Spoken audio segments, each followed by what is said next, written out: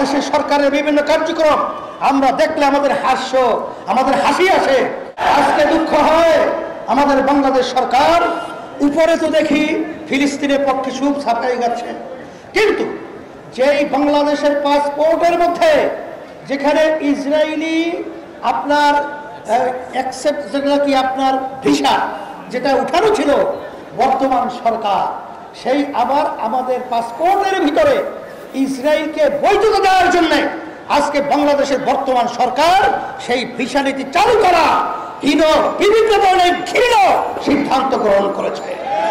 আমরা বলবো এই সরকার ধোঁকাবাজ, মুখে একটা তার ভিতরে কাজ আরেকটা। এর বিরুদ্ধে আমাদের সংগ্রাম করতে হবে। এই বাতিলদের মুকুল প্রচল আমাদের বাংলার জমিনে করতে হবে। অন্যায়ের বিরুদ্ধে আমাদের অবস্থান যদি তৈরি করতে পারি, আল্লাহর রহমতে যখন হক আসবে বাতিল পালাতে বাধ্য হবে। আজকে বাংলাদেশের সরকারের বিভিন্ন কার্যক্রম আমরা দেখলে আমাদের হাস্য, আমাদের হাসি আসে। আজকে বিভিন্ন বড় বড় অফিসার যারা বড় দায়িত্ব পালন করেছিল তাদেরকে ক্ষমতায় নিয়েছিল বর্তমান সরকার। আজকে কোন স্বার্থের ব্যাঘাত ঘটছে তা জানি না। আজকে তারা আবার দুর্নীতির বিরুদ্ধে তাদের দুর্নীতি সামনে নিয়ে এসে তাদেরকে বিতর্কিত করে আবার মুখরোচক একটা জনগণকে সান্ত্বনা দেওয়ার জন্য বিভিন্ন প্রক্রিয়া শুরু করেছে। তা আপনি কি আগে জানতেন না যে আগেও দুর্নীতিবাজ সে ক্ষমতায় গেলে দুর্নীতি করবে? এটাই হলো বাস্তবতা।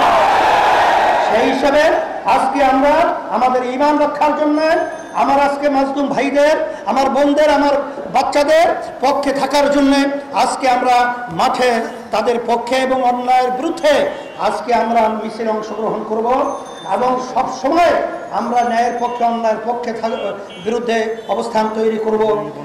এবং ইসরায়েলি পণ্য আমরা এটা বর্জন করব এবং যারাই নাকি ইসলাম মুসলমানদের বিরুদ্ধে, মানবতার বিরুদ্ধে, তাদের সকলের পণ্যই আমরা বর্জন করব এবং ওদেরকে আর্থিকভাবে আমরা সহযোগিতা করব না।